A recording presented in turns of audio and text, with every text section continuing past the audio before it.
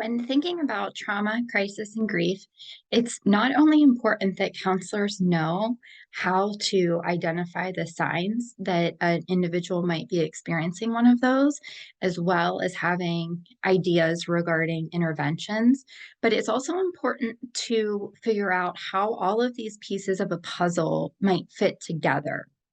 I'll share an example of what I mean by that. When I was early in my career, I was working with an adult woman who I would say that her life was typically in crisis. A lot of instability. She had low income related issues.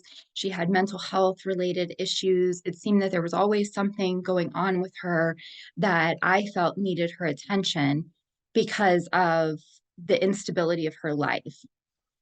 She was sexually abused when years prior to me meeting her.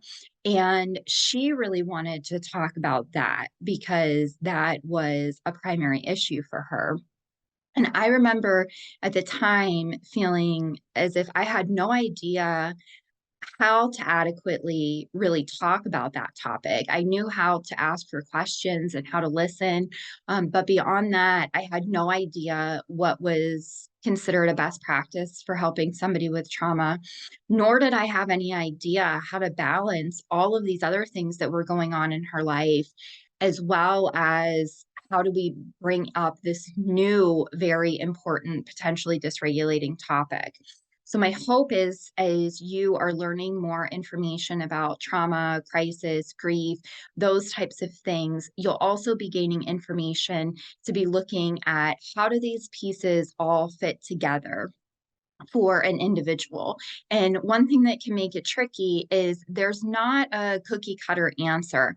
Myself nor anybody else can say in every situation you're going to do A, B, and C. You have to be able to adjust and be flexible to what that individual needs at that time.